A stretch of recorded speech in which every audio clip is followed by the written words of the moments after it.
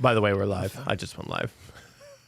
I'm enjoying that Steven's the only one of us left without a gray beard. I know it's gonna come in one of these days. There's a few grays. Especially with your hair so gray. Yeah, that one a long time ago. Richard stuff going. That one a long time ago. You could be the next Reed Richards. Am I Reed Richards? Can I please? No, but Pedro is daddy, and I don't want to call Steven daddy. Oh, you can call me daddy anytime you'd like, Chris. Okay, daddy. It's an entirely different podcast. Oh. What, the Pedro is daddy cast? No, call me daddy. It's one of the biggest podcasts out there. I'll call you daddy. Is that what you said? Yeah, but you got to think, like, when you look at my podcasts I listen to, none of them are really that category. I mean, what's in Pocket Cast right now? Call me daddy. Daily Tech News Call Show, me daddy. The Dan Lebitard Show, Country Roads Confidential, Daily Beans, Decoder with Nilay Patel, Conan O'Brien Needs a Friend. None of these things. Oh, and Pablo Torre finds out. Great podcast, by the way. So Pablo finds out a lot. I'm not hearing GonnaGeek. I'm not. Better podcasting. It's been 2 weeks, so it wouldn't be near the top of the Addict? queue. No. This queue is most recent updates. That's why they're showing up. Tribune. That's been canceled for years. Strange New Worlds fan cast. It's still out there, Chris. What am I You going to do? should still Re-listen be to myself sound like a schmuck talking about Arrow? Yes. I lived it for 8 years, Chris. I'm Yes. not that kind of masochist, It's guys. time that you shared in my pain. Yes. Right. Suffer How are you with going us to all. make me do this? I'm confused. How is this going to happen? How's what going to happen? How are you going to make me re-listen to these things? I'm not going to make you. I just said Okay. it's time you should. Yes, No, it's time. It's time I should do a lot of things that I'm not doing. So Can people hear? Let's see. Can people hear? Well, don't worry. The stream decks are. Why do they do this? I'm telling you, the Mac app sucks. It's I'm awful. so glad we are not doing better podcasting yet. Why? Kent said he can hear it because you're not ready for it, Steven. it's okay podcasting That's okay. for now, not better podcasting. Maybe I should grab that URL. Okay, podcast. I didn't even want to do it anyways. It's fine podcasting. Who has superiorpodcasting.com? I think I did at one point, but I think I let it go. I've let a lot of domains go. I realize I still own the domain for my old HOA, so it's a matter of how nice do I want to be when that lapses. Not nice at all.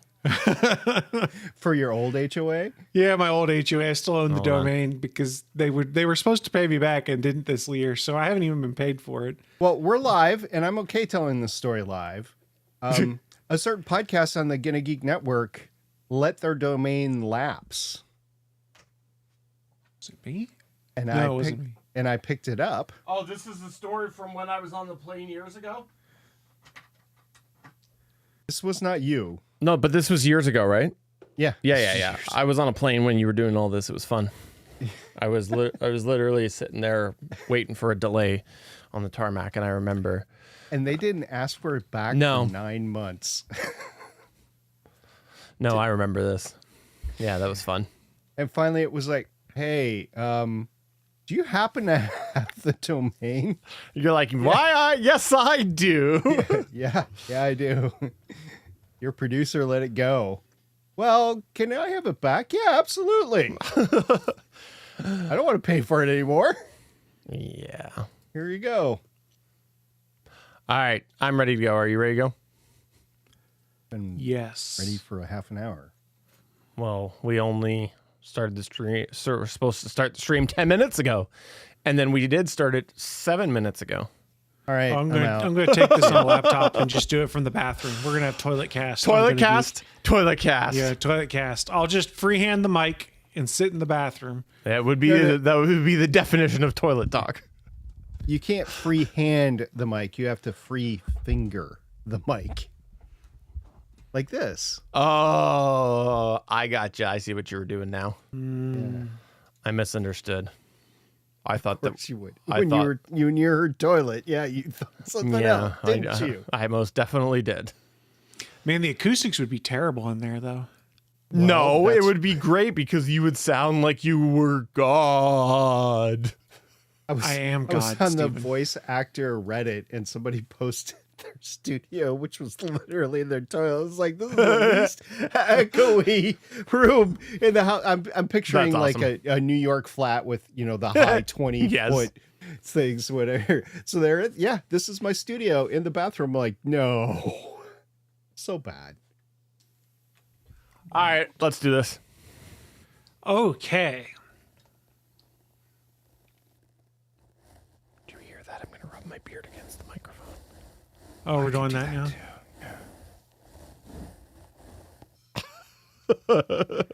ASMR, bitches.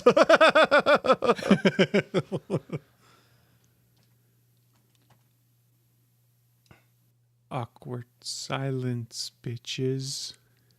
No. I think I still didn't load a pre-roll. Still haven't loaded a pre-roll. Let's just do it. We'll just do it Hi, live. this is SP from SP's House of Fun in the Bathroom, and you're listening to the GonnaGeek Network. You gotta draw the Disney ears after that then too. Like it's a Disney Channel commercial.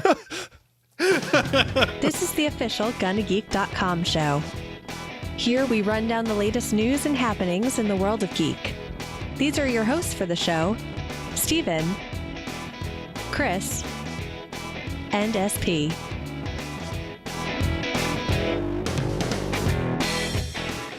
Hello and welcome to an all-new episode of the official GonnaGeek show. This is episode 418. I am Steven, and I am pleased to say that Chris Farrell is here. Someone's pleased I'm here at least. I will always please you, and also is SP.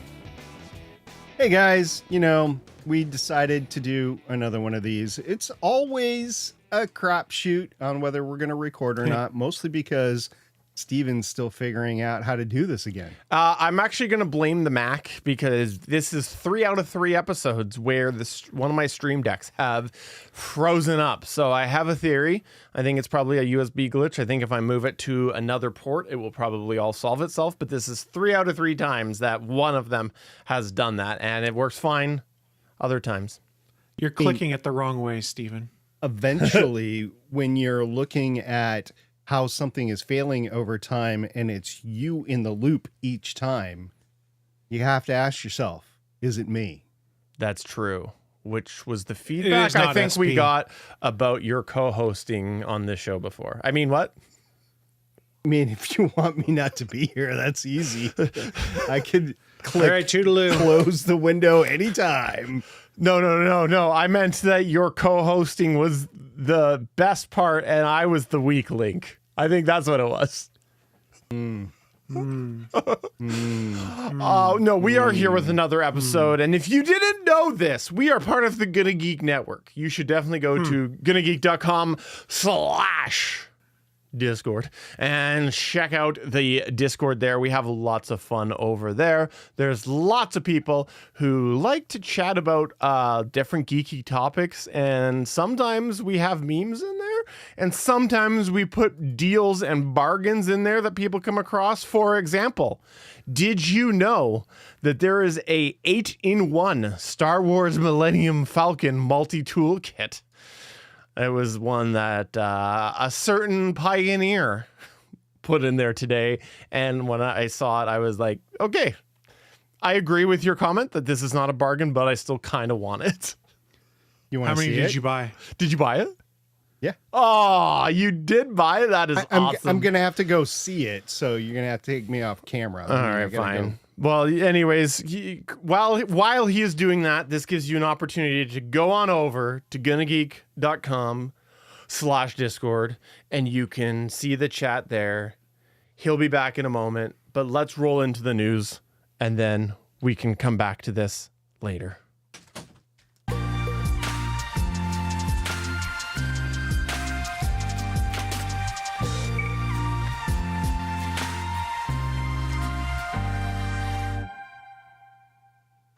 All right, our first news point is that SP bought himself an 8-in-1 multi-tool. I did. It's pretty flat, but yeah, it's pretty cool. This is how big it is compared to That's my cool. head. So if you've seen me and you know how big my head is, it's, the package is about as big as my head, but there you go. It's got various screwdrivers, bottle opener, little thing for, drawing circles, little thing for doing bolts and nuts and stuff. So it's like 8 in 1. It's neat. It's cool. I didn't realize though that it was going to be that big since you said it's as big as your head. Well, the package is as big as the head. I was making an ego joke. Oh, well. An ego like the lawn tool? Yes, ego? Exactly. Yes, that Okay. one. Okay. That's cool. I didn't know you bought it. I think that it's very cool, and I definitely think I want to put it. Is it magnetic? I don't think so. I think it's just a slab of. It's got a little clip that comes with it. Well, the reason I say that because I think it would be really cool to just put on on my garage fridge. Just I'm have sure it there. you could put like clips on the back, but then you're gonna lose some of the. Yeah, I'm convinced the back end, and you can't see it very well, but I'm convinced the back end is like a scraper. Let's see, what do they call it too? Yeah, scraper. That's what they call it. So you if you put like magnetics one of the 8. behind it, you'd be scraping the magnets on your car. Oh. Well, come on over to our Discord. Now, let's go to our actual first news point, which is that apparently Chris has hacked Microsoft and he has determined what the next Xbox is going to be all about. I believe this is stuff that he figured out firsthand. Yes, I'm not at all going to cite more reputable news sources than myself when I discuss this topic. Don't worry. Don't worry. But why are we talking about the fate of Xbox again? Well, I don't know if you guys are paying attention, but just last week, Microsoft announced what was thought to be impossible was actually happening. Not the fact that they were releasing Halo Campaign Evolved, a re-release and update of the original Halo Combat Evolved, but that it will be coming to PlayStation 5. Cue the narratives of, oh my God, Xbox is dying, Xbox is dead, we're screwed. Well, maybe we don't get ready to write that tombstone yet and declare them dead. Why is that the case? Well, let's reference some info that Windows Central provided in an article. You can find it in our show notes. They said Microsoft's Xbox platform has more support from Japanese developers than ever. Xbox Play Anywhere is seemingly catching on with developers at an increasing pace, and the Xbox Ally X PC gaming handheld is sold out in many of the core markets. The Xbox platform is evolving to encompass PC gaming, cloud gaming, and traditional console gaming. So it may not be dead yet. So that leads us to the question then, what is the next generation of Xbox going to look like? Yes, guys, we're at that point where it's time to talk about next gen gaming. I think if I did the count right, I might have put an extra next or two in there. I'm not sure. I lost count after it left. I did one too. hand. I lost count as I was saying it, I'll be honest. So I don't even know how many I said. So let's talk about what this new Xbox could be. Windows Central has done some pretty good digging in and reporting, and you can find the article again in our show notes to go get all the details. But according to them, they are saying the next-gen Xbox from Microsoft will be a curated Windows gaming PC complete with your full native console library. It's going to run full-bore Windows with a TV-optimized console-style experience layered on top. Think of that as the Xbox interface, for lack of a better term. Microsoft decided to sideline its own Xbox handheld plans and go to market with the Xbox Ally in partnership with Asus this year to start gathering the feedback on the console gaming experience on a computer to develop what will essentially be the next wave of console hardware and console software appearance. So what's going to be different? The console is going to differ from Windows PC in that it's going to feel like a traditional Xbox console out of the box, is what they say. The onboarding experience will be similar to what you get in a console, and if you really want, you can never leave the Xbox appearance of Windows, for lack of a better term. Remember, it is full-blown Windows, but you won't see the PC version of Windows behind the scenes unless you want to. Will it also have the same blue screen of death? Presumably. I heard that the blue screen of death was going away and that we were getting a black screen of death. It's true. Oh my. It's true. So I have gotten a Steam Deck while we've been off, and one of the things I have learned there is what we're talking about sounds very similar to the Steam Deck approach. That when you load it up, it automatically boots up Steam OS, and then it loads the Steam handheld launcher, for lack of a better term, where you can easily access all your games and whatnot. You can choose to exit out of that, which takes you just to a regular Linux desktop for Steam, in which case you can run a variety of other games. You'll be able to do the same on this window, on the new Xbox rather. They say you can exit out to Windows, where you'll be able to access games traditionally not available on your Xbox. This includes Steam games, keyboard and mouse first-party games like League of Legends, games from GOG, or even PlayStation games that are offered on Steam, because it's full-blown Windows, would, in theory, work behind the scenes. It'd be something you could play on your next-gen Xbox. Now, this is some reports of what the hardware will be like. We don't know any prices, but you can look at the handheld for the the ROG Ally X. Sorry, it's a tongue twister for me, which Asus just put out, and that was about $1,000 for the top of the line version of that. So if you look at that as a similar price point, we're talking maybe $1,000 for an Xbox gaming PC that can play your entire Xbox library of games, supposedly, everything that you own. Will be able to access Steam games and a variety of games from other sources, kind of potentially migrating them all into one single platform. So we like to have some conversation about the news.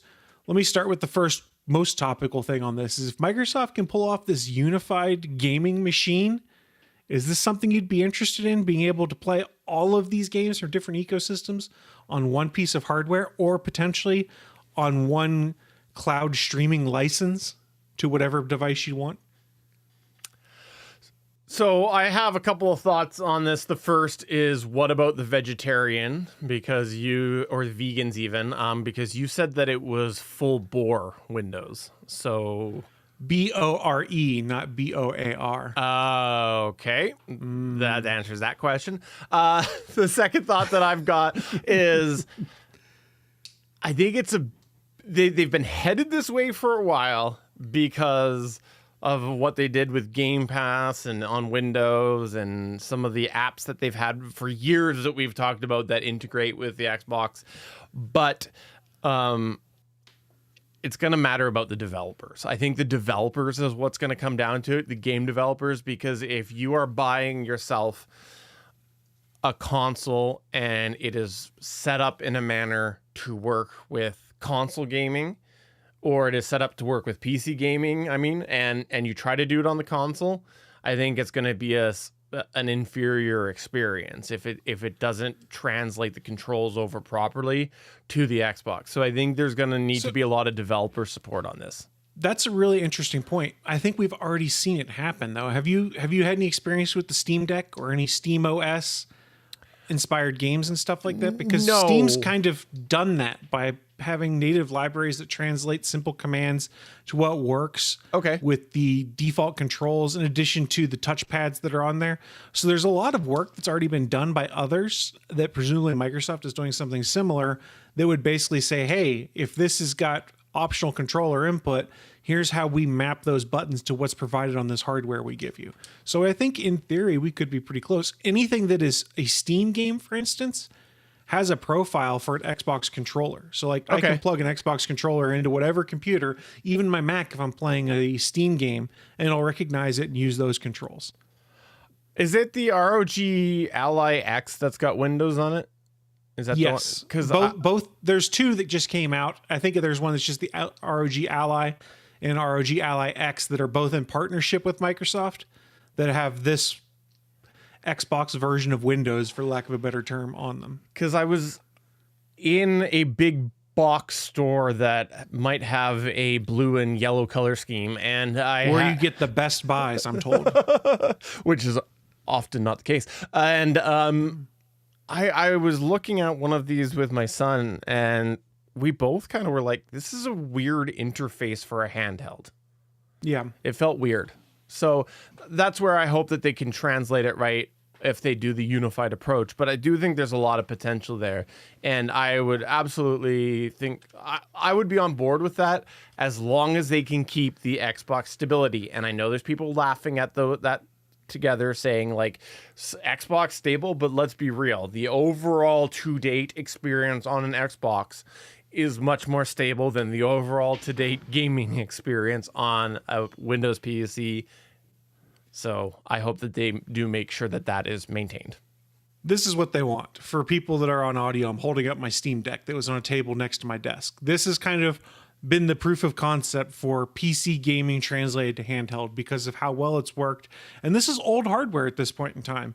And I'm playing things like Baldur's Gate on it and things like that. Now, granted, the specs and the speeds and things are not great, but it's still a very playable experience. And I think that Microsoft has learned a lot from what Steam did with SteamOS and wants to see Windows do the same thing. I don't know what just broke, but hopefully everything's okay. I think that was upstairs. I'm not sure. SP, how about yourself? What's your thoughts about his question? I'm getting a little twitchy, guys, because I'm still doing the DVDs or whatever, the actual discs of the games. And I've very rarely done digital downloads to my Xbox. So that's just me kind of holding on to an old platform that has clearly been light years past where I am right now. So I just need to get over that and get over the fact that I'm probably going to have to rebuy these games that I want to play, like Portal 2, for instance. I have that on disc. Do I need to now buy it digitally? I don't know if it will translate on my Xbox account or not because I've downloaded it from the disc, but that's where I'm at.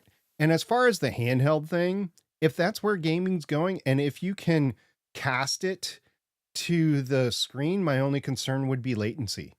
I've never done it before. I don't know what kind of latency is in there. If you have some sort of online game, or a multiplayer game, is there a latency issue with that? If you're casting it to a bigger TV with a better sound system or whatever, and then what kind of sound comes out of it? Are you talking just 2.1? Are you getting 5.1, 5.2? Are you getting the Dolby Atmos out of it or whatever? So if you have a gaming room, then you probably have a decent sound system. So what kind of sound is actually coming out of it? So kind of a couple points on that. I think to me, it seems like Xbox is going to be a platform, so it could exist in a variety of different hardwares, whereas there is a possible circumstance where there is handheld hardware, a la the Steam Deck. I think there could also be a mini tower, for lack of a better term, that you could just put into your home theater. And heck, they might even do docks and stuff like that for it, because I can dock my Steam Deck to my TV if I want, but I need to turn the specs down because it's like a 720p screen on here. Trying to push out 4K picture, boy, it does not like that on some games. Now, indie games and stuff like that, no problem. But to me, it sounds like this is more of Microsoft's ongoing thought of Xbox as a platform in which we can present our games and services. So we know, for instance, they've been doing a lot of work with cloud gaming. We know they've been looking at handheld. We know they've had traditional consoles. There's nothing to say they can't continue to do all of those, but just have the Xbox service be something that is a part of it. And now, have your other mobile, so you can take it mobile with you, but still have your console attached to your home theater system. You can effectively do that right now just by streaming your games onto your handheld. Like my Steam Deck, for instance, I cloud stream Xbox games on it all the time. We had company over a couple weeks back, and I was like, man, I really want to play Helldivers, but Helldivers is on my Xbox, and they're staying in the office. So I was like, oh, I can cloud stream Helldivers. And it was not like 100% as good an experience, but it was about 90% there. Like text was hard to read in some cases. And then I had a couple places where it just kind of bogged down a little bit network wise, and the picture got really crappy for about 10, 15 seconds. But by and large, it was an all right experience. So I think they're on the right track. I don't know. I'm an Xbox apologist. I've had an Xbox since the original one. I've greatly enjoyed the platform. But I kind of have to admit, I'm going to buy Halo Campaign Evolved on my PlayStation just because it feels dirty and I want to do it. Campaign Evolved or Combat Evolved? Campaign Evolved is the remake of Combat Evolved that is coming out. Okay, so another remake of it. Yes, it is like a remake of the Anniversary Edition. This has been Sounds with Chris. It's not even in the office. So question for you, latency. You said the picture got kind of bad. What about the latency? I didn't notice much of a latency issue beyond what I would normally see in a PvE online game. It seemed like the issue was they allowed the picture to degrade to keep the latency where it needed to be to still be properly playable, if that makes sense. Sure. You know, one last thought that I've got about this is I was thinking, okay, so if they bring these platforms together, then there's going to be a certain amount of people that go, well, okay, I no longer need, I used to be a computer and an Xbox user. I no longer need that because this fits into my life to just have one specific thing. And so then I just got Googling, and there's this Reddit thread that I found from 9 months ago about Microsoft's revenue breakdown. And I don't know what the source of this is, but it was 9.48% of the revenue was on Windows itself. So I wonder, like, that's more than I would have thought for them to have risked losing some of those people. But I also think, like, what's the bigger play here if they're willing to gamble some of that? Because, you know, you've always going to have your office users. Actually, that would be really interesting to see how much is corporate users of that 9%, because maybe if the consumer is only like 10% of that 10%, then they're probably willing to gamble at thinking it might pay off on the back end in subscriptions and stuff, because now they're using an Xbox instead of having a computer or something like that. So I might be just going into modern sci-fi, but I do see eventually this sort of capability going into augmented reality, kind of like you see in Ready Player One, right? Where, yeah, so having a portable device that goes into the ecosystem kind of matches all that. You take that and you increase the computing power, the graphics, you add haptics, you add all the body wear that would go with the haptics, and I think you have a kick-ass gaming experience.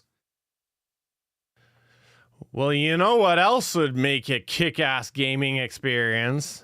If your Windows OS didn't have weird bugs like the one I'm about to actually tell you about. Because guess what? Hell has indeed frozen over. Microsoft has finally fixed an issue. Winter is coming. It's in my No, notes. it's not. George R. R. Martin's still writing that. All right. Actually, I think he said he's not going to do it. But anyways, you might be thinking to yourself, why is it freezing over this time? Because I am telling you about one specific bug that Microsoft has finally resolved. Have you ever gone to shut down your computer only to find you have a pending update waiting for you? All the time. Yeah, so you see the update and you say to yourself, well, I've got two options here. I can either install the update and restart, or I can install the update and shut down. If you're like me, you probably came across this update when you were ready to shut down your computer, because it was right there in the shutdown menu to tell you that. And so you probably went and you're like, I'll just use the shutdown option. So you select install update and shut down, only to think about, well, you know, the temperature is so warm right now, I better make sure this is shut down because I don't want my computer going overnight, because I don't have AC in this room and it's already stupidly hot in my den because I've been podcasting and having steam blow out of my ears from all the things that my co-hosts are saying. And so you select install update and shut down and you go to bed and you go, in the morning, I know that my room will be cool because the computer will be off. Well, you come back the next day and your computer's actually been on all night and it's hot, almost as hot as those pictures you have of SP. So you say to yourself, you must be an idiot. You must be an idiot and you must have selected the wrong option. It's the only thing that could have happened here, because you thought you hit the shutdown, install and shut down, but you must have hit install and restart. It's the only logical option, aside from there being some form of weird lost in translation difference between the American definition of the term shutdown and the Canadian definition. That's the only other way that this could have gone wrong, but I digress a little bit. So turns out, I think the Canadian definition of shutdown is you need to open a new case of Molson. fair enough. So here's the thing. In this regard, if you're like me, you're not actually an idiot, because it turns out I said disregard. In this regard, Yeah, I use Mac. there's many other reasons I'm an idiot, but Microsoft has indeed acknowledged that there is a bug with this. And when you were thinking you were hitting install, update, and shut down, and your computer was not installing the update and shutting down, it was a bug, because on the October 28th release of an update that came to Windows, Microsoft had a little note in there, it was buried in the updates, and it says improved, addressed underlying issue which can cause update and shut down to not actually shut down your PC after updating. This bug apparently goes way back. It goes back to Windows 10 and, of course, includes current Windows 11. And apparently, according to the to Windows latest, it is one of the most reported issues within Windows. So this is not actually a big thing, but I needed to put it in my news because honestly, I had never ever Googled it, and I legitimately thought that I was just screwing it up every single time I came across this. I thought that I just made a mistake. So I'm glad to see that I was not actually alone in this and it was a bug. So I want to ask you two, have either of you experienced this issue, and did it drive yourself to as much insanity as it drove me? And also a more meaningful question, given that this is apparently one of the most reported bugs that you would think wouldn't be a big thing, and it took them 2 OS generations to fix. What do you think about that as far as Microsoft's acceptableness?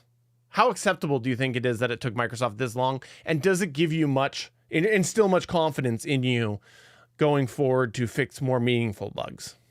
Well, first of all, it happened to me every single time that I broke into your office and I installed some more spyware and then did a shutdown, but then it didn't shut down. It just restarted. So yes, this has happened to me before. And because you were starting to notice it, I was getting a little worried that you'd figure out exactly why it was happening.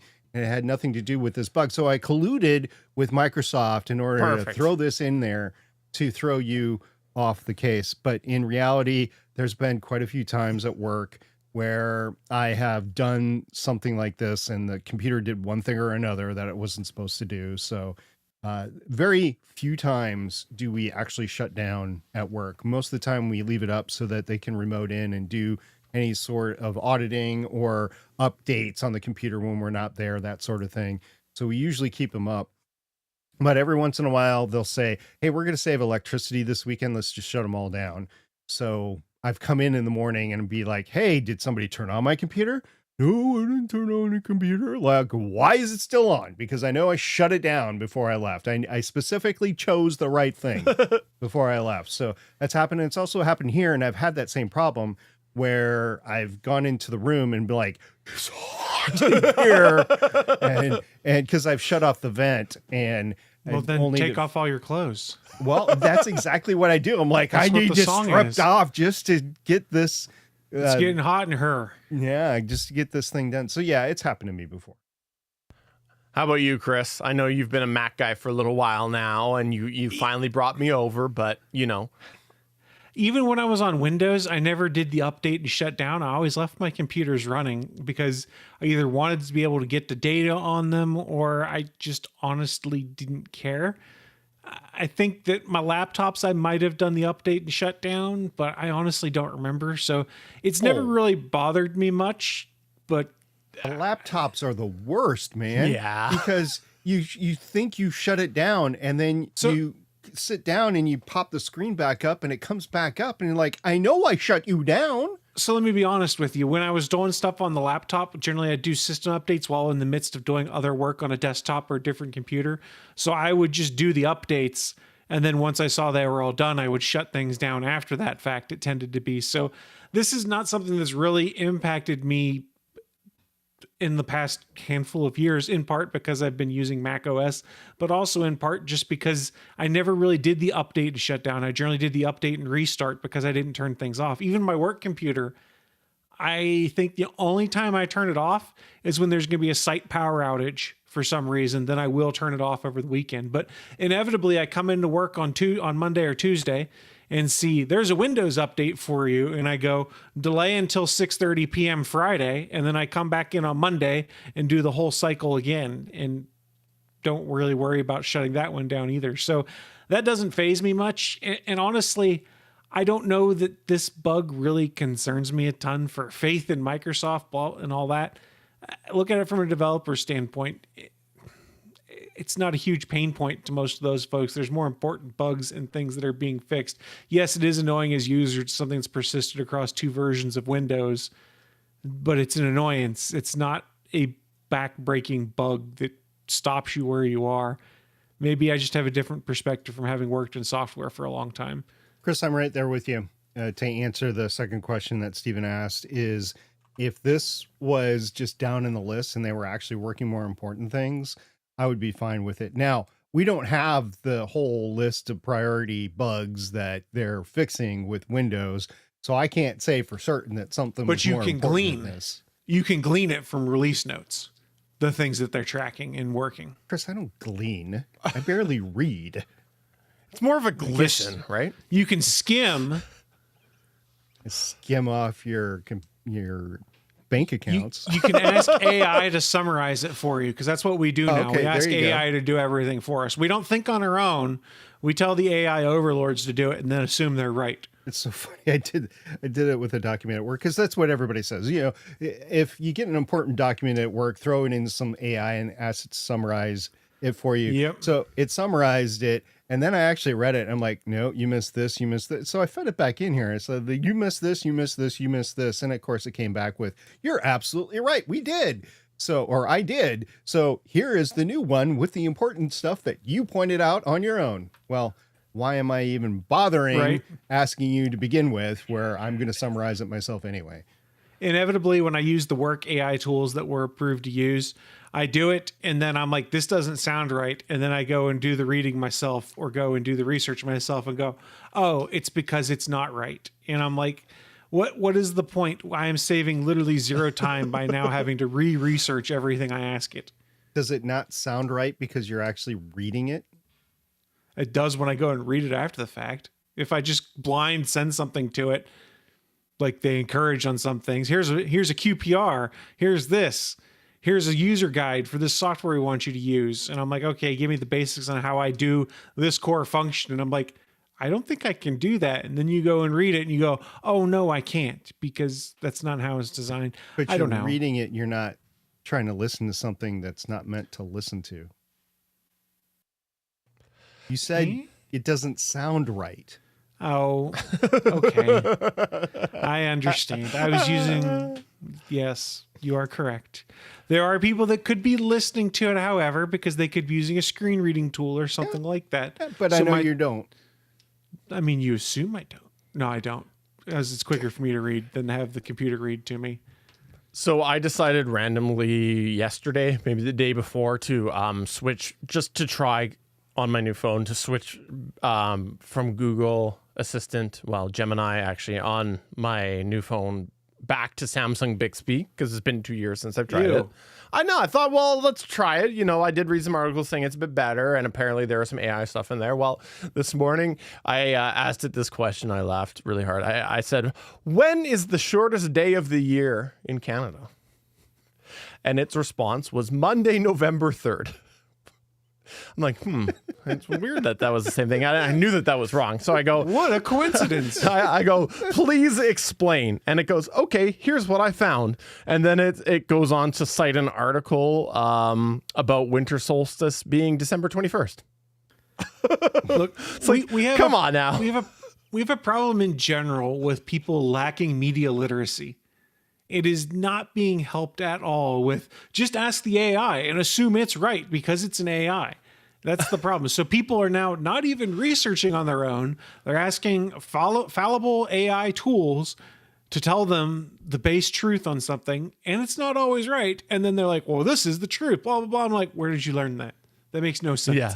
Well, I put it into Chat GPT, or I put it into Gemini, or I put it into insert other AI tool here from vendors I don't want to talk about. I'm incredibly frustrated by the lack of research people do because they think the AI is a safe way to do your basic research. Things like AI are a great tool to help you get started to then do your own research. Right. This is a deep dive here. Sorry, a huge tangent, but I have used it successfully. I have used the large language models successfully. And how I've done that is in my last hiring rounds, what I did is the core document that describes the position is very language intense. It's multiple pages, whatever. But when it comes down to the actual advertisement, it's very condensed. When it comes down to scoring the different submissions, either the resumes or the interviews and due criteria for that, it takes a specific condense. My words are bad too today. It takes a certain way to condense everything to the point where you can have it actionable. So I've done it with rounds of going through AI saying, no, you didn't bring up this. This is important. No, you didn't bring up this. This is important. So we learned over time to get something that was condensed and able to be utilized successfully. And I successfully used it to actually hire a couple of people, which I thought were the best qualified, and brought forth the specific attributes and skills that I was actually looking for versus what would have happened if I just went with a template sort of thing. So it helped me along the way. Is it good for everything? No. And was it good on its own? Heck no. It took many different back and forths and going through it, reading it, and making sure that it had what I thought was important in there. Well, you know what else is important in there is your thoughts about New Glenn. Ah, yes. Blue Origin. Since we talked last time, Blue Origin did a static fire, which was just a few days ago. Unfortunately, the people that usually stream it packed up early when they Blue Origin just did a test. I don't know if it was an abort or not. So everybody packed up, went home. Well, a couple hours later, they're like, we fooled you. So they did a successful static fire of the booster. They just brought it down yesterday and brought it back to the hangar to mate it with the payload. And this is what happened today. The FAA posted an advisory for the New Glenn second launch today, Monday, November 3rd, 2025. According to the advisory, the launch window opens at 2:51 p.m. Eastern Time and extends to 4:50 p.m. Eastern Time. This would indicate a daylight launch and landing attempt on Blue Origin's Jacqueline Landing Platform Vessel 1, or LPV-1. Now, a backup attempt in the FAA is listed for November 8th at 2:49 p.m. through 4:48 p.m. The attempt is marking only the second flight of the system, since the first flight was in January, on January 16th, 2025, which was 295 days between the two launch attempts. The New Glenn booster is named Never Tell Me the Odds, and it will launch NASA's ESCAPADE, which is short for Escape and Plasma Acceleration and Dynamics Explorers mission, attempting a planned landing on Jacqueline after that. Now, if the New Glenn launch and landing is successful, Blue Origin has previously stated that the booster will be used to launch a prototype luminary. Man, I did not type that correctly. Lunar lander in the coming months. Meanwhile, the NASA's Escapade twin spacecraft, because that's what it is, two spacecraft, are planned to fly to the L2 Lagrange point and await a favorable flight window to Mars later in 2026 by way of an Earth gravity assist. All right, so we've been talking about New Glenn. We've been talking about Starship for a long time, guys. I know you're not experts, So in that light, what interests you guys in this flight, if anything, because you might not be interested, I don't know. And do you think New Glenn will literally stick the landing this time? Chris, what do you think? To paraphrase one Jamie Heineman, Jamie want big boom. No, I'm just kidding. So do you want it to explode on the launch pad? Do you want it to crash into the ship? Do you want to see it explode in the sky? Yes. No, I'm kidding. I don't want to see it explode, but I did want to bring that up. I just want to see successful space launches. There's something fun about that. I don't know that I necessarily have any dog in the fight other than just scientific achievement is fun. I want to see scientific achievement. I think a healthy space race with competition amongst multiple vendors is good for everyone. And the competition in this particular case would be SpaceX and Blue Origin right now, because they're the only two that have at least even tried to launch a reusable booster. There are others smaller, but there are others in the play in the United States. There's other countries that are exploring it as well. But right now it would just be SpaceX and Blue Origin. Now, New Glenn, as we talked about before, is in between the Falcon 9 and the Starship in terms of capability to launch things. So you can think of it in terms of, okay, I've got a sedan, a small SUV, a big truck. You know, what do I need to actually get the job done? What costs less? Because, you know, cost is a factor, talking about competition, that sort of thing. So, yeah, I can understand all that. So, Stephen, what do you think? Was that me or was that?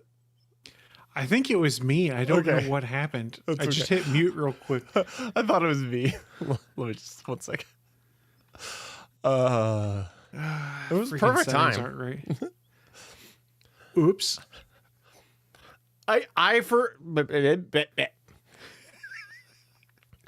For me, I think this is really exciting because I realize that I've become spoiled as far as the current space developments go, because I remember sitting there excited when we saw, I don't know, I guess it was the first Dragon capsule test mission be a success. And it was like, this is the first private successful manned space mission. And then it's just like, oh, look, there's things happening every day, and it's just kind of like status quo.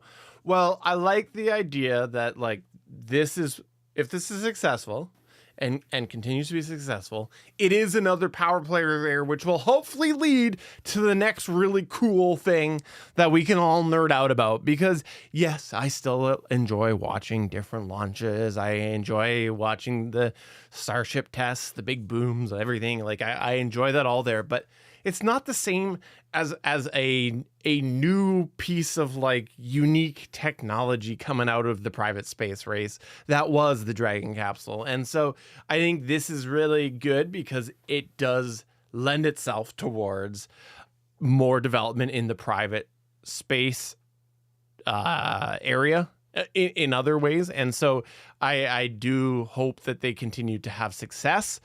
Big booms are fun, but I just want to see a power player the growth of another power player in this space.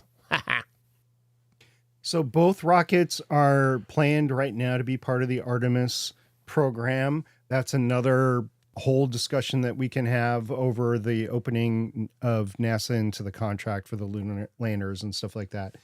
But this is the third leg of that triad between SLS, Starship, and New Glenn in order to enable the new American capability to not only go to the moon, but sustain activity on the moon, much like we've done with the International Space Station for 25 years of continuous human presence in orbit on the International Space Station. Very similar to be able to get that going for the moon. And talking about big booms and getting something excited, I know you guys haven't seen this because there was no press coverage of it, or very little press coverage because of the shutdown of the United States government. But remember that new NASA test jet, the X-59, that was going to test quiet sonic booms? Yeah. Talking about that had its first flight a couple of days ago. I saw that, and I saw a screenshot of it from FlightAware. Anyways, one of them, and the icon was really cool. It was pretty unique. It was neat. Yeah, so that's going to be doing a series of flight tests. It flew from Plant 42 in the Palmdale area over to Edwards Air Force Base, where it's going to be basing its flight testing. So it was just kind of transporting from where it was manufactured over to where the flight tests are going to be. And then it is going to do test flights over the course of the next couple of years amongst populated areas, and then try to get the public's opinion of what the sound is like, of whether the public can then withstand that sound and the effects from it in order to have supersonic flight over populated areas. Because right now, even if we had something that could go supersonic, which we don't after the Concorde left, that could carry passengers, it can only go supersonic over the ocean because of the sound effects, the vibrations, the booms, the broken windows, that sort of thing. So this is meant to mitigate but that. SP, And the UFOs already go supersonic over top of us. The aliens are doing it. I don't know if aliens are. I mean, illegal aliens, maybe. I don't know. Oh my. Yeah. So that is exciting, I think. Stephen, just the way you said it, you were excited about that. I am. And as far as whether or not we can withstand it, the government has never cared about people. Why should they care in this regard? Okay. NSA, that wasn't me. That was Stephen. And lastly, in our extra before we get to a special segment with Chris Farrell here, I wanted to mention a little bit of discussion that was happening in our Discord, in our extra section, because in our Discord we were talking all about some changes with the Affinity lineup. Now, if you've been around for a while, you've probably heard us talk about the Affinity suite, Affinity Photo, Affinity Design, and Affinity Publisher, I believe was the name. Those were basically Adobe competitors that was made by a company called Serif. Well, last year, I believe it was, maybe earlier this year, Serif was bought by Canva. So the question was, what was going to happen? Well, we now know what was going to happen was that they have released a new version of the Affinity program called Affinity Studio, which is basically combining the three things of these together. They are apparently the same tool, well, very similar tools. Within one platform, there's different sections within that program, so that if you were doing the photo work, it's under a tab called Pixel and so forth. So there's different options within there. Well, it's also free now because the old programs were actually costed. So it was not just, it wasn't a subscription, but it was something that you paid a one-time fee and you could buy that. And then a couple of years ago, they created version 2, which was something that was more universal. So an evolution from the version 1 apps. Well, now it's free, but it is a freemium model, meaning that there are some extra features coming in here that you get by having a Canva subscription. So there is a bit of chatter around there. There's a lot of what ifs still to come out from this, but I wanted to give it a mention on here because I think it's interesting to see where it goes. I think that the Affinity tools, if they are still in there, I think it's really cool for the people who didn't want to put money forward now have access to these, because it is one of the better Adobe suite competitors, in my opinion, at least as far as photo and image work goes. But I do have fears of where this goes in the future. So I thought I'd just throw that out here and come to our Discord and chat with us about that. I know that, I don't know if, Chris, you have bought these in the past. I haven't. No, but SP and I have. We've bought a couple of different Affinity programs before, so kind of sucks to see that it's free now, but especially because version 2 was not actually that long ago that they got our money for that, but we'll see where this goes. If you're not paying for the product, you are the product. Just put that out there. Agreed. So I would worry about the intellectual property of the products produced through the free version of that right now. And I mean, I've used Canva before for podcast logos, or have had co-hosts do that before, and the logos look okay, but I always wonder about, do I really own this or not? I've used it for making process diagrams before and stuff see like that. that because I don't have Visio. So So come to our Discord at GonnaGeek.com/Discord. Now it's time to hear from Wise Chris.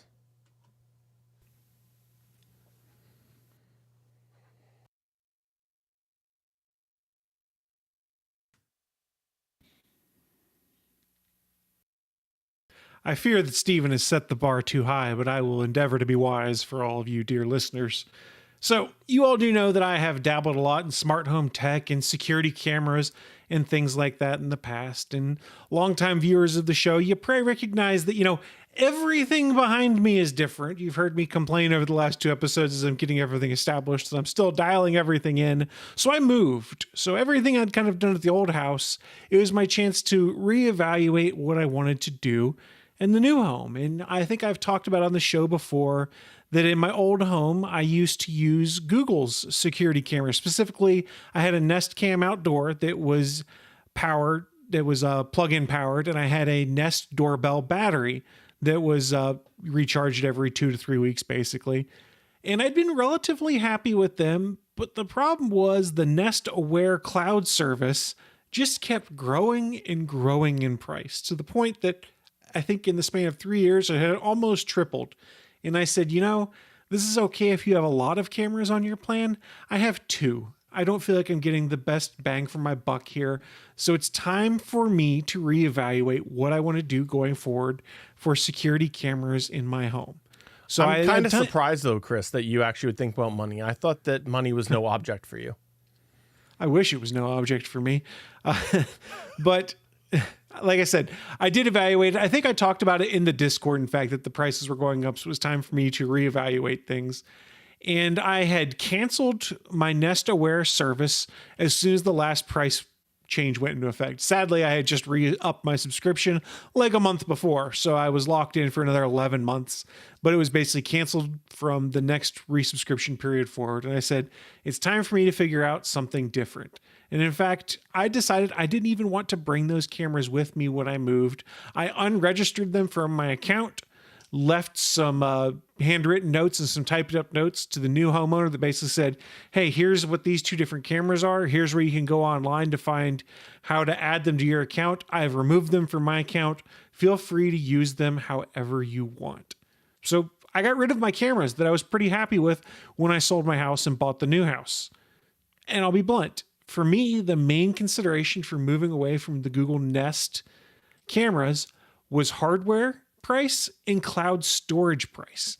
Now, with the Nest platform, you had no choice but to use cloud storage. If you didn't, I think you got like 15-second clips that you could keep on your doorbell camera, and I don't even think the outdoor camera would give me temporary clips or anything like that. I remember looking at it and going, look, the free version of this is not sustainable for anything I want to do.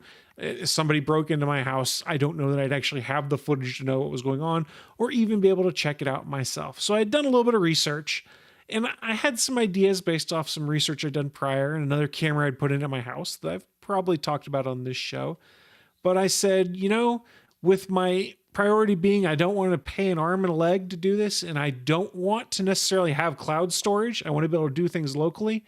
There weren't a lot that gave me an option of what to do. So I went with a company that you guys are all familiar with. We've talked about before. Steven's used their products, I know. It's a company called Wyze, W-Y-Z-E. Now, I did use one of their cameras before on the back porch of my house where I had got one of their lamp kit adapters, which basically allowed me to run a USB cable out of the light fixture on my back porch to a camera that was mounted to a washer over my door and then held in place with the magnet that was in the base of it. And it worked really well. And I knew it worked really well because I never paid for their cloud subscription service. Instead, I had tossed like a 256 gig mini SD card in it, and I would basically just pull any footage I wanted from that SD card, and I could check and see any events that happened. For my purposes, it was in my backyard, so I wasn't really worried about a ton of activity. So the 5-minute cooldown between events on the free tier for Wise's camera storage was not a problem for me in my backyard. For my front yard, I may have wanted to do things differently. So I said, okay, I'm going to explore and see what Wise cameras may fit my need. And I knew I could probably do something similar with using the lamp socket adapters and stuff like that. But they had just announced a new product right about the same time we were closing on the new house. And I saw a product announcement and I went, ooh, I may want to go check this out, because it kept me from needing to run power to put up solar panels, anything like that, because Wise has put out a product that they call, and let me make sure I don't mess this up, the Wise Bulb Cam. And I have the box here. I'll hold it up on screen for folks. And what this is, and I excuse the reflection here a little bit, is it is an LED bulb with a camera that hangs down from it. The camera you can pull down further, and I'll give an example by looking on the back of the box. You can pull it down further, and then you can twist the camera. You can adjust it horizontally, vertically, things like that. That pretty much, as long as there is a light socket somewhere that this bulb camera can plug into, you can use it. And I got lucky that the light fixtures on the outside of my new home were all the light fixtures that faced downward. They had an open bottom.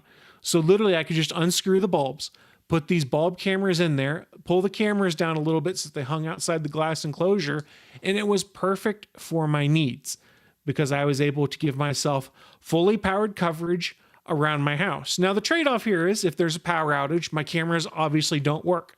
Some other Wise cameras are battery powered, or you can do solar supplement, things like that. Mine rely on a power switch being turned on. If someone turns off the power switch in my house, the cameras turn off. Let me give you a little bit of basics on the Wise bulb camera. Bulb cam. Regular retail price for this is $49.98. Not an unreasonable price. They were on sale for part of Prime Day. They are on sale for part of the Wise deals they had going a couple weeks back.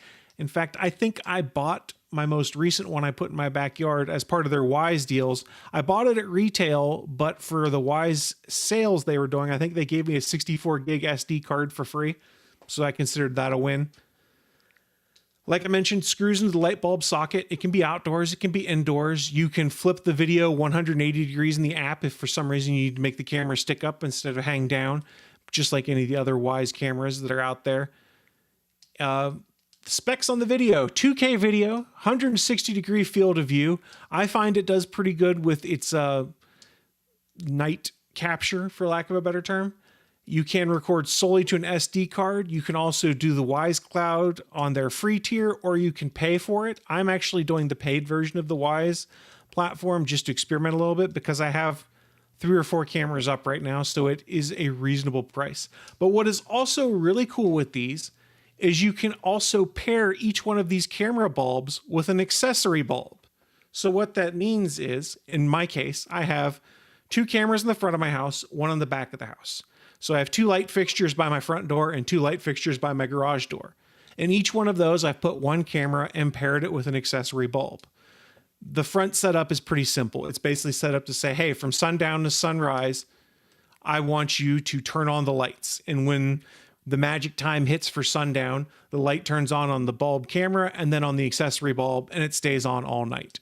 Now, I could, in theory, do what I've done in my backyard, which is I have 1 back there with no accessory bulb, but it is set up so that when there is a motion trigger within my detection zone at night, it'll turn the camera bulb on for 3 minutes, enough to pretty much scare someone if someone's trying to do something back there, or to give me a good shot of what they look like.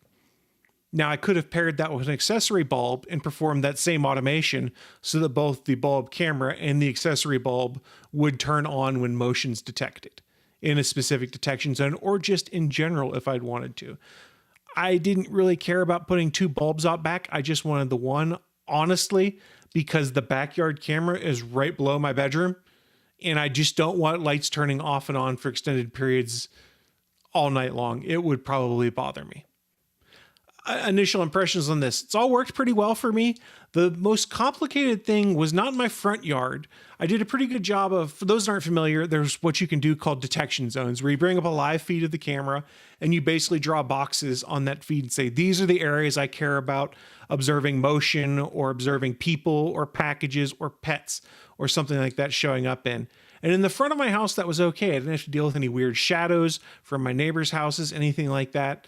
So I dialed in those detection zones. It was great. The backyard was just kind of a nightmare getting set up for detection zones for the first couple of days I had it, until I realized that I had dialed in my detection zones how I wanted, but I had left it so that any motion that it detected in those zones was going to send me a push notification. And I went, well, I'm paying for the tier of camera service that I can make a distinction between people, pets, packages, stuff like that.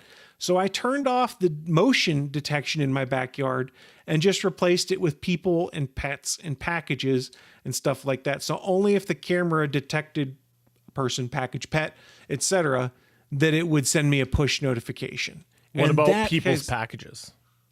I mean, that's part of a person, so I assume we'd be okay there. So it really cut down a lot of my false notifications, and I've been pretty happy with how that worked. It's the backside of my house. I have a fenced backyard. There's very rarely anything going on back there. I just wanted the coverage just in case. So for my use case, not having general motion as a trigger was not necessarily a problem for me. It just took some time to refine it. I thankfully did not have to do that on the front end of the house. So pretty much my driveway and steps, those are all marked as detection zones. So if there's any kind of motion there, it's going to trigger and alert me as to what's been going on. And it's kind of fun to get an idea of the neighborhood cats that are out in the neighborhood, because there's some well taken care of outdoor cats that live here. We've got some skunks. We've got some possums that have shown up for me. I have some other accessories in my house that might show up on there. It's been a fun little experiment, and I've been pretty pleased with it. But the real question, though, and I'm sure you guys are wondering, is, Chris, you talked about a lot what this can do, how I manage it. Well, what does it look like? So, Steven, why don't you hit it for the people?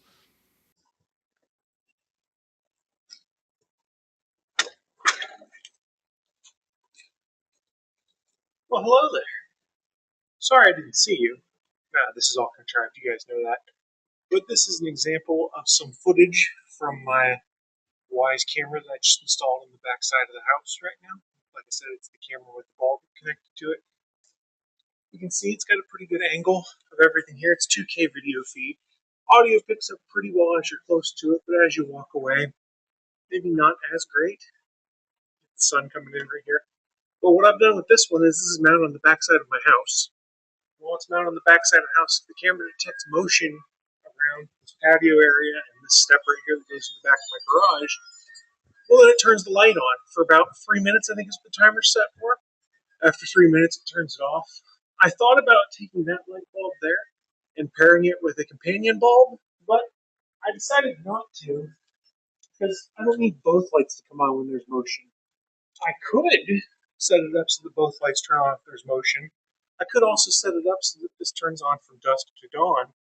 But since my bedroom's right above here, I didn't really care to have the light on all night.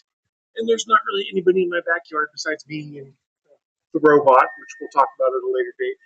So I've got it set up to just trigger off of motion. But mostly I wanted to step out, give you guys an example of what the Wise camera looks and sounds like when recording and then pulling footage off of the SD card. I should note you can pull that footage from the SD card down from the Wise app by downloading the video directly to your phone or tablet. I do believe you can go on their website now and pull it down, but worst case scenario, you could always pull the SD card out of your camera if you decide to put one in there, and then pull the footage that way. That being said, that has been your demo of the Wise bulb camera. We'll throw it back to the live feed right now, and we'll talk some more about it. See you guys later.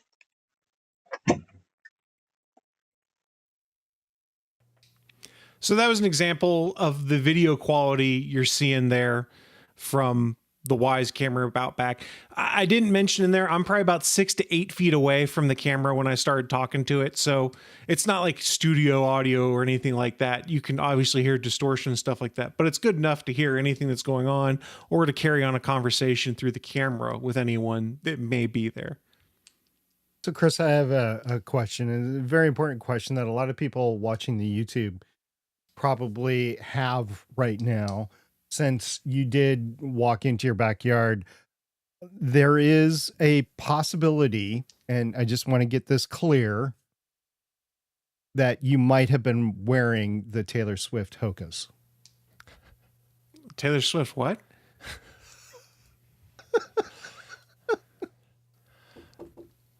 You don't know I this? don't know what you're talking about. Okay. Yeah, when we're done, go ahead and search Taylor Swift Hoka. Hoka. Fair enough. Okay. So, okay.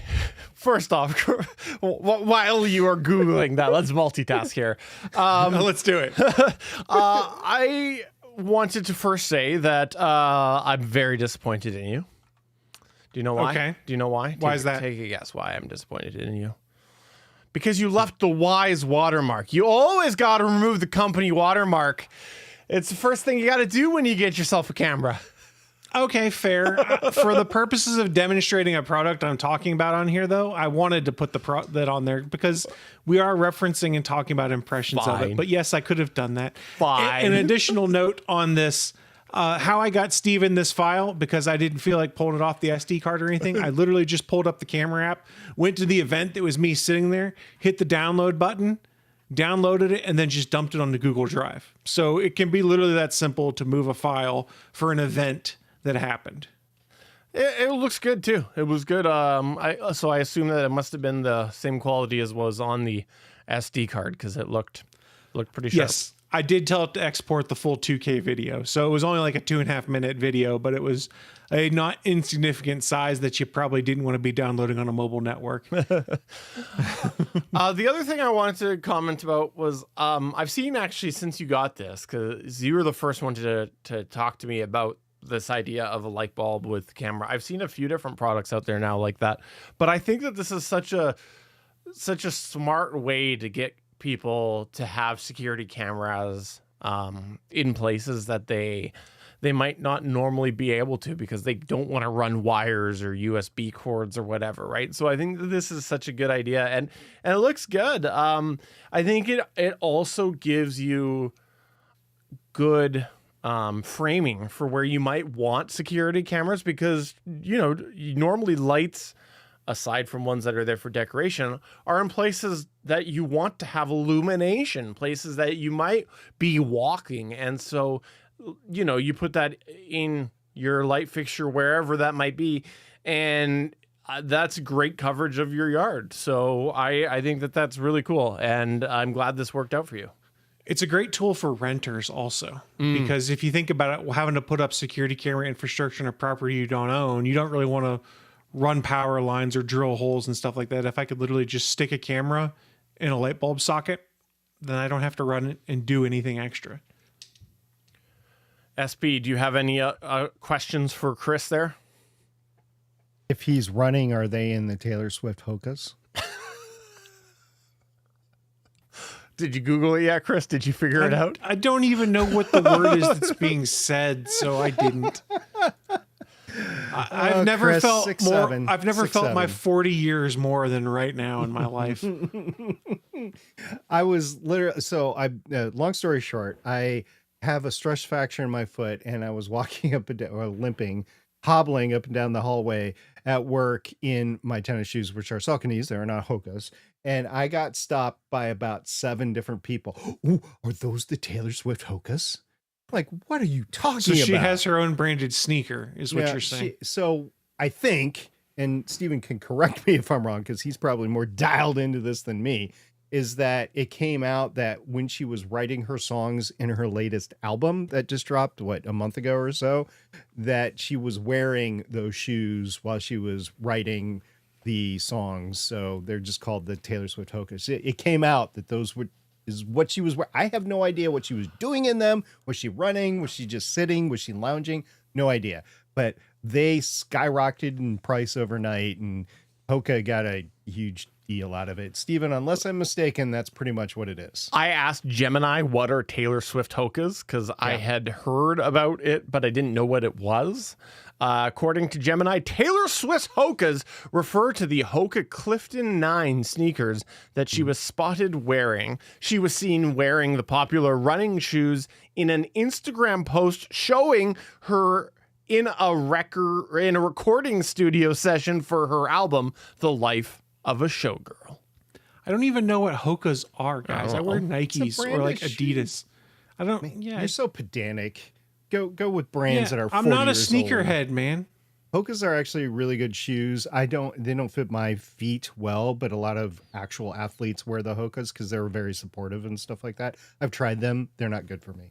Look, I only got a couple fancy pairs of sneakers. I got a pair of LeBrons because they're comfortable and they look nice enough I can wear them to work. And I got a pair of the Tribute Brody Lees by Reebok that are nice enough I can wear them to work.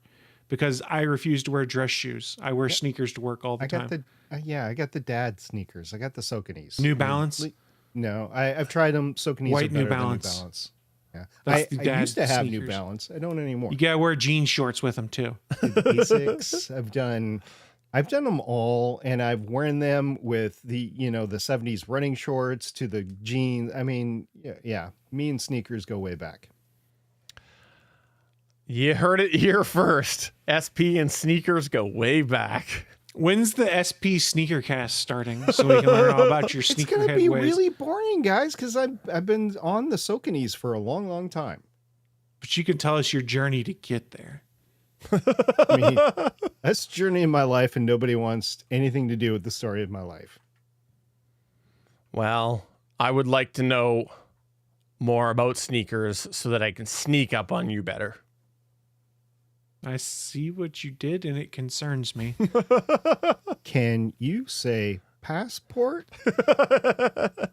So that's going to take us to another end of the GonnaGeek show. But I do want to say, if you have questions for Chris about his Wise camera, please come to our Discord, because he has had this for a little bit now. And he loves to talk about his new technology. And I love to see people ask him questions and him answer them. And then me come in there and act like a jerk and try to throw a wrench into the whole question by just randomly putting wrong answers in there. So please come to the Discord and ask him.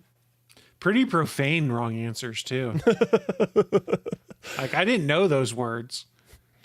Also, you should check out the GonnaGeek Network. There's lots of great podcasts over there, including the Starling Tribune and Walking the Walking Dead. It's still there. Is Walking Dead still an active show? No, I mean, is the RSS still valid? I don't think so. I doubt it. I doubt it. Starling Tribune is. Just pointing that out. Legends of S.H.I.E.L.D. is over there. It's still there. Yeah, it still is. What about Shield of Legends? Legends of S.H.I.E.L.D. Long Box Edition. Check that Still one out. there too. Yeah. Actually, if you've ever gone back to listen to one of those, it was actually a pretty neat show. It just took forever to produce. Better podcasting live chats. That one's also there. I might, if you don't get off your butt pretty soon, I might throw that one back out there. That's fine. Ooh. That's fine. Do whatever you want. All right. But that's going to wrap up the show. So please come to our Discord. And hey, we'll be back in another 2 weeks, which, as I pull up a calendar, should indeed be November 17th. Come on over at 4:30 p.m. Pacific time. That's 7:30 p.m. Eastern time. And as long as SP isn't holding us up again, we should start on time. I'm such the procrastinator. I mean, before the show, I updated my computer to Windows 11. I was doing my show notes at the same time on my iPad. So yeah, I'm so sorry. People. Perfect. I am the reason that we were You late. should apologize. Jesus. So for episode 418 of the GonnaGeek Show, I'm Steven saying my mouse is vertical now. It looks weird, but I love it. I'm SP saying we're looking forward to another rocket launch. I'm Chris, and my mouse has a big thumb ledge on it. You know, it kind of looks like the spaceship from The Seth MacFarlane series? Seth The MacFarlane? Orville? No. It looks like the Flight of the Navigator. No, what about the other one? Farscape. Bye!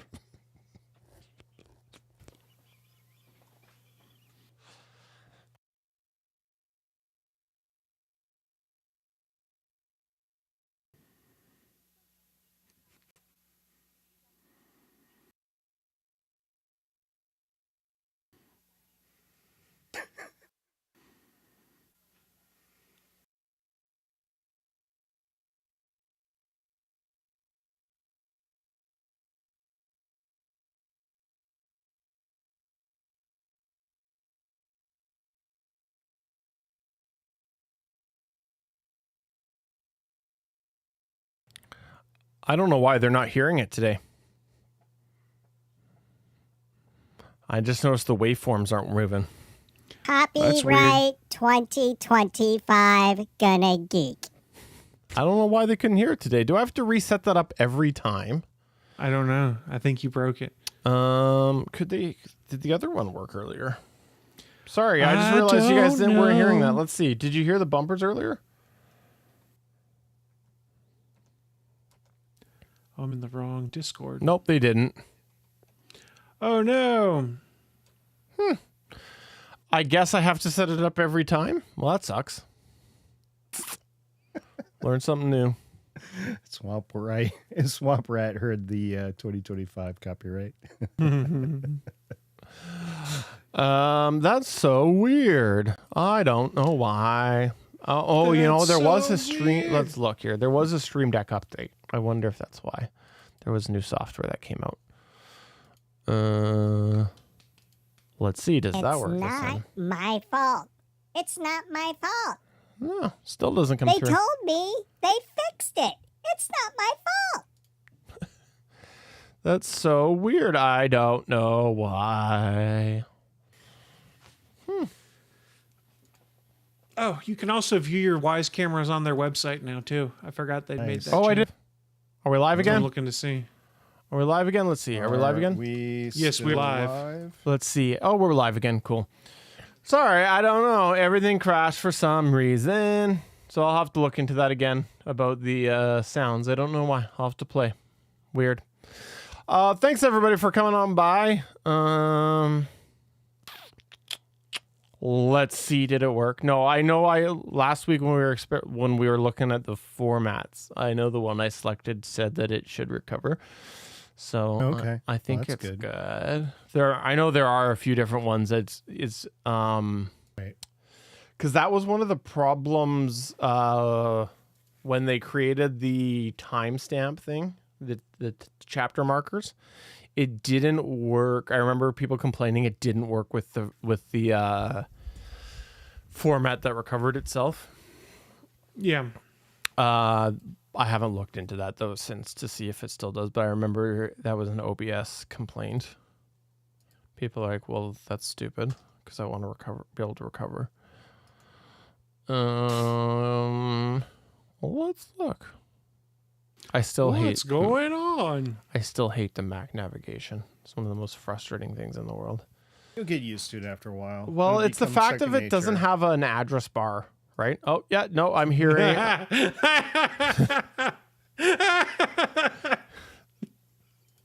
Penis. So it looks like that recovered.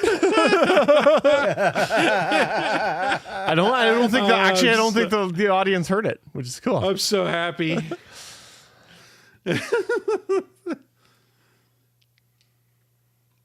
Look, it doesn't really work for podcasting, but I remember like in school where if you had a substitute teacher, you'd play the penis game where you would just sit there and say it back and forth to see who could say it the loudest before you got in trouble. So it'd start out with like penis, penis, penis, and see who could get the loudest. We were very mature in middle school. Sometimes I wonder how I made it out. Are we good to stop recording, Yes, Steven? we're still streaming. Yeah, you guys can stop recording. Yes, sorry, Albert. Yeah, there was the software crashed because I was trying to fix it, and when I tried to switch something, it crashed. So something. Oh God. Let's see, Guess it's what working I again. have That's to weird. do? I have to update again. Really? Fucking road. You know, I do feel bad though. You know, I feel bad, right? Do you? They didn't get to hear it, so I feel like I should play it.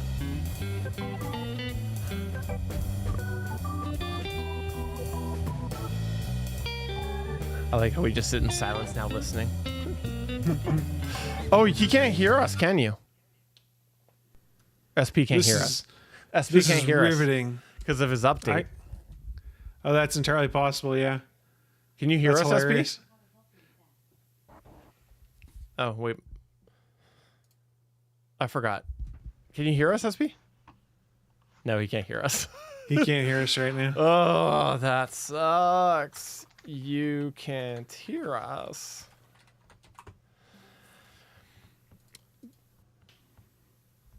Okay, yeah, so that's weird. Okay, so that must be then. I'm going to blame the Stream Deck software because that's another. Weird. Okay, cool. They could hear that. Odd. So I'll need to look into some more of that stuff then and see. You look into D's nut? No, sorry. I stopped doing mom jokes. I got to find a new joke to do. D's Instead of nuts D's just nuts? doesn't really work. It doesn't. Oh, he's got work. an Artemis shirt. That's cool.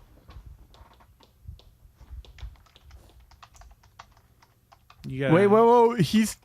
We're hearing him like old school. I think we talk SP. Because I think we're hearing him like through a webcam or something. Oh. No, I'm definitely. I have audio on your track. We can hear you. You're typing. Yeah, I hear you typing. I think it's your camera. All right, you're probably hearing me on the Yep. webcam. Yep. Yep. So you can. I think we heckle should us. all podcast like that. Put our mics in here and our headsets and just use the I can't webcam. hear you, so I'm not gonna heckle you. Why not? Why? See, we have to do this the same. Why not? Let's see. Can you see us? Can you see us? Maybe, do I have a text to speech or a speech to I can see text? you. Like I said, my Roadcaster needed to update.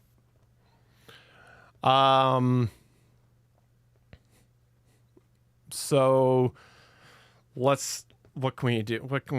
I don't know. Hey, Albert, this is not Steven. This is me. But you should blame me. This is entertaining. This one-sided I conversation. know. Yeah. Albert, so what it is for some reason his Roadcaster, when he goes to download the audio, it forces an update of the software, and Terrible software design. it's awful, and Sucks. it's back. And so what happens is sometimes it's fine and he can send me the file right away. Other times it will do that where he loses all access to his soundboard because it's updating. So it's a really bad design as far as like making you have to do it. I assume there's going to be a paywall soon. Oh, Jesus. You're probably right.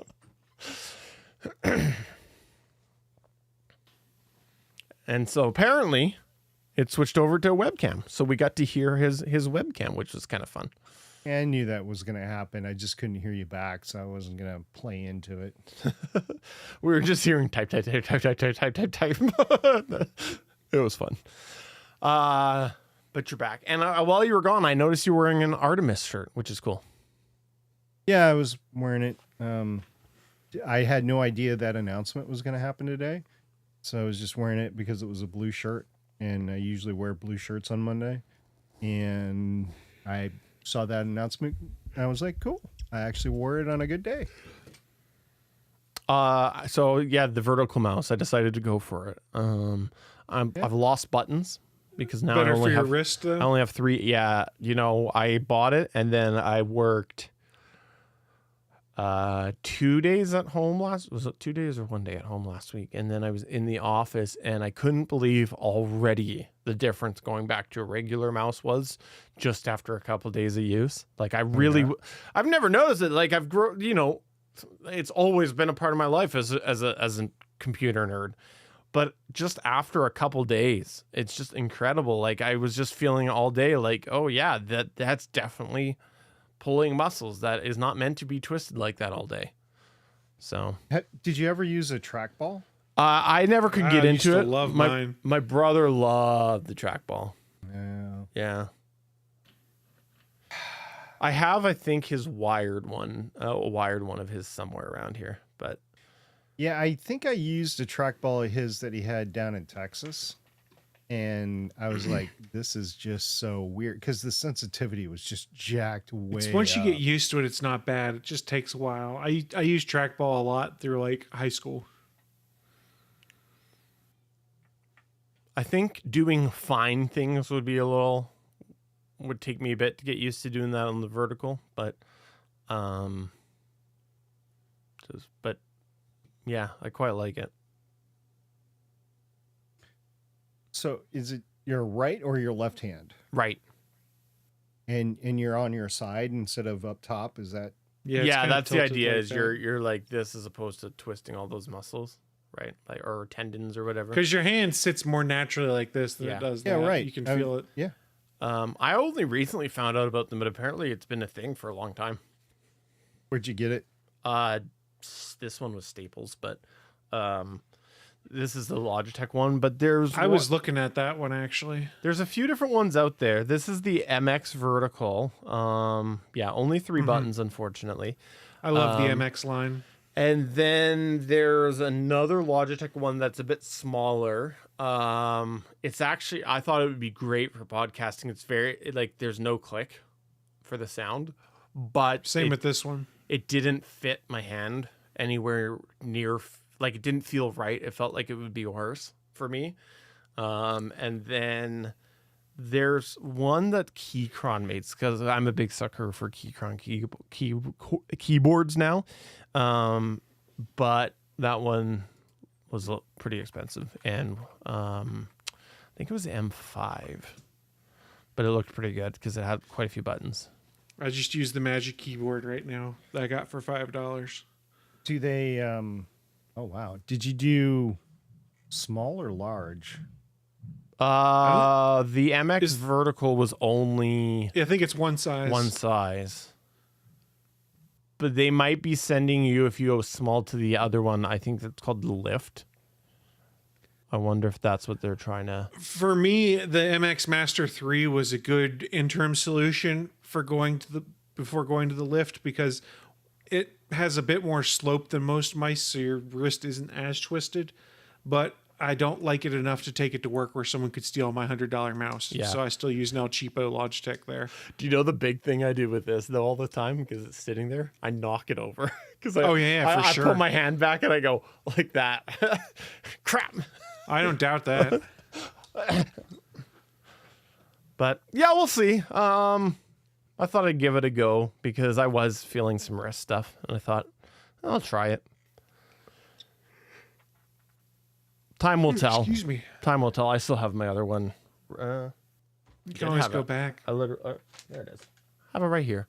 Although I was noticing it's seen better days actually. Better days. So look.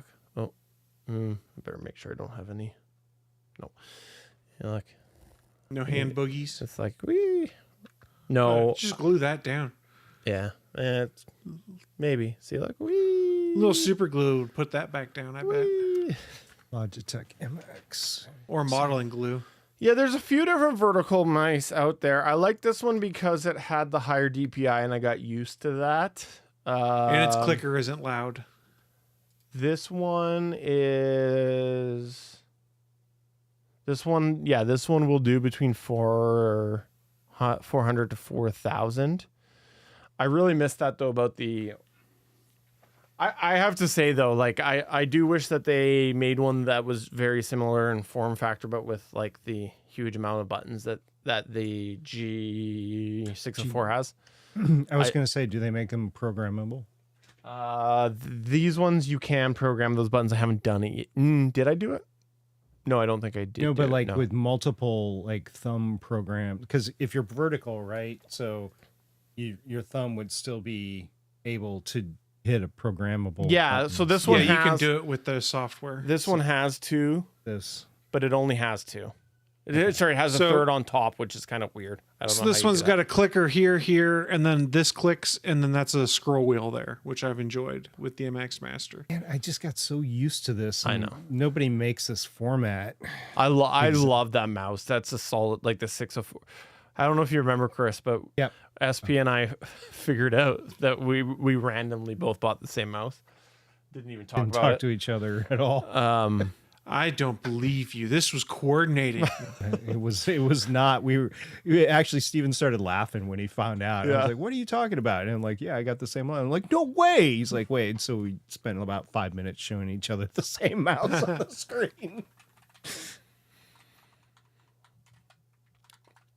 It's funny for my 604, I narrowed it down based off of a huge sale price at the time because it was down to a couple different ones and it was significantly cheaper for the 604. So that was what made me go with that one. And then I was really happy with it.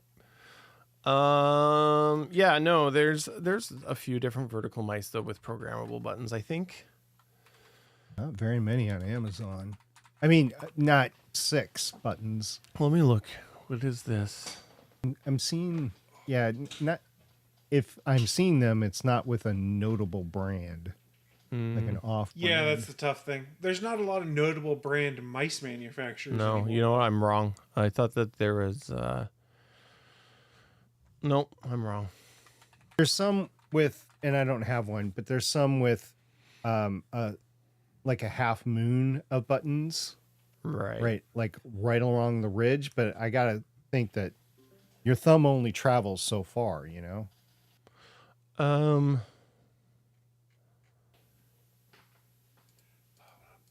Yeah, I would think so.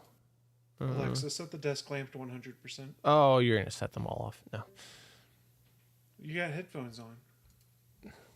but I meant everybody. Because we have thousands of people watching us right now. Ah, I'm sure there's a lot of people with a light called desk lamp too.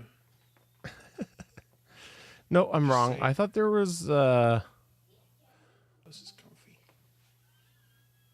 Oh, thanks for sending that. Apparently, my sounds are coming through. Which again, I don't think people can hear it. So are mine, evidently. Mine are coming through when I get notifications, even though I shut notifications off. So I don't know how to shut them off. Again, punch it. I just upgraded this from Windows 10 to Windows 11 right before the podcast. I actually texted my son and I said, I think I made a grave mistake. And he's like, what did you do? Said, I just upgraded to Windows 11. He's like, don't you have a podcast in like 5 minutes? I'm like, well, it's an hour, but yeah. And he's like, dude, you know better than that. And I was like, yeah, I well, too like to live I was bored. dangerously. Steven was late, so. Yeah. Look, I connected at 4 o'clock when we said 4 o'clock, and we started streaming at like 4:35, which is like a new record for us when we said 4:30. Come on now. Okay, well, we're gonna go now. Thanks, everybody. Bye.